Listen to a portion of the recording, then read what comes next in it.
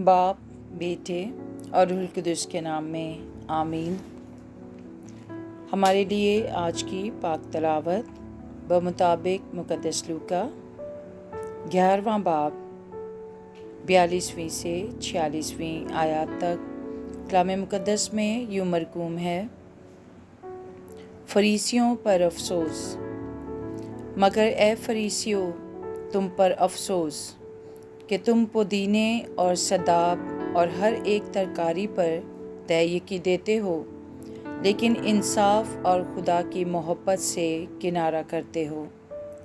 चाहिए था कि इन्हें करते और उन्हें भी ना छोड़ते। ए फरीसियों, तुम पर अफसोस कि तुम इबादत खानों में आला दर्जे की कुर्सियाँ और बाज़ारों में कूर निशात पसंद करते हो। तुम पर अफसोस क्योंकि तुम पोशीदा कब्रों की मानिंद हो। आदमी उन पर चलते हैं और जानते भी नहीं। तब उलमाए शरा में से किसी ने मुखातिब होकर उससे कहा कि ए उस्ताद, इन बातों के कहने से तू हमें भी बेइज्जत करता है। लेकिन उसने कहा, ए उलमाए शरा, तुम पर भी अफसोस कि तुम ऐसे बोझ जो उठाए नहीं जाते आदमियों पर लादते हो, और आप एक उंगली भी उन बोझों को नहीं लगाते। पाक कलाम के पढ़े और सुने जाने पर खुदा की बरकत हो, खुदा का शुक्र हो।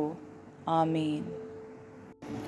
बाप, बेटे और रूहुल कुद्दुस के नाम में आमीन। मसीह में मेरे अज़ीज़ बुज़ुर्गों, बहनों, भाइयों और प्यारे बच्चों, आप सबको सलाम। हम दुआ करें।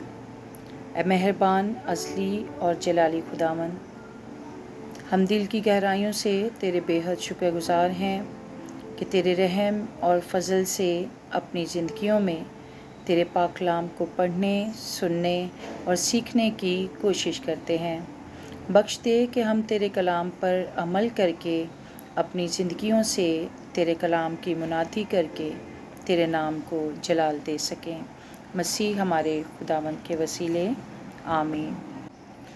अज़ीज़ मोमिनीन, आज की पाक तलावत में खुदावंद यीशु मसीह, जो कि कुल कायनात का खालिक व मालिक है, दिलों के हाल जानने और परखने वाला है, फरीसियों को पूरे इख्तियार और पुरअसर अल्फाज में बार बार करवाता है कि जो कुछ तुम कहते हो, यानी जो तालीमात दिखावे के लिए देते हो, उन पर ख़ुद अमल पैरा नहीं होते।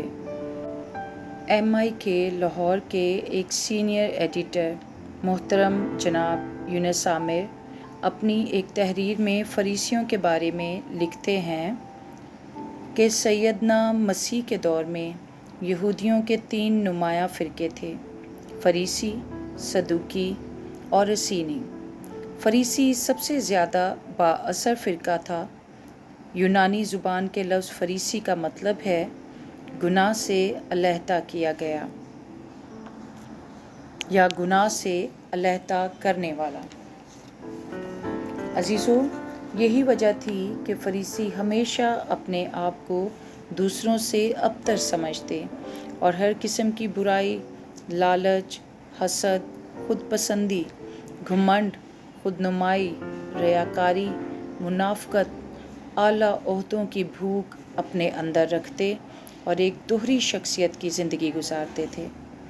अजीज़ों, हम बसा औक़ात फ़रीसियों और यीशु मसीह में मुकालमा आराई के बारे में पढ़ते हैं और सुनते हैं, क्योंकि ये मसीह और मसीह के शागिर्दों और रसूलों से हसद करते थे और उन्हें नीचा दिखाने के लिए अक्सर ऐसे सवालात उठाते और समझते थे कि हम इनसे ज़्यादा पढ़े लिखे, खुदा के करीब और पाक हैं।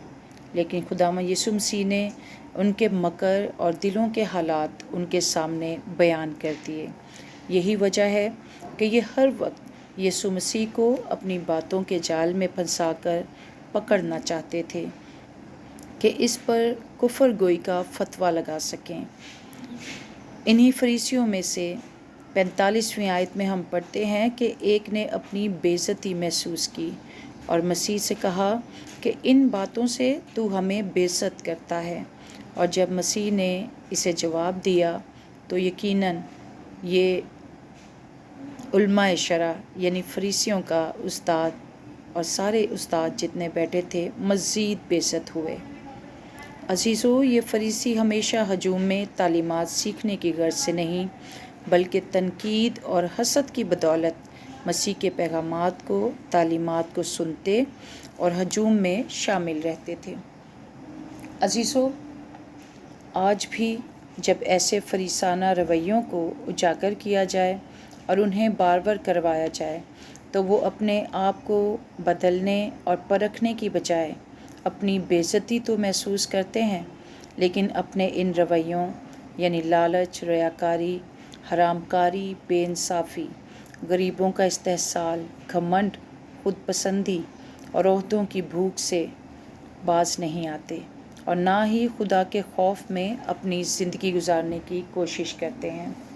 عزیزو، میری دعا ہے کہ ان تمام تر رویوں، فریسیوں کی برائیوں اور غریبوں کی بے انصافی اور استحصال اور بے بسی اور لاچاری میں خدا مجھے اور آپ کو یہ قوت بخشے، یہ ہمت بخشے اور حکمت عطا فرمائے کہ ان کو برداشت کرتے ہوئے ہم مسیح کے مشن کو پورا کرنے میں اپنا احسن کردار ادا کرتے رہیں تاکہ خدا کے پاک نام کو ہمیشہ جلال دے سکیں۔ مسیح ہمارے خداوند کے وسیلے، آمین۔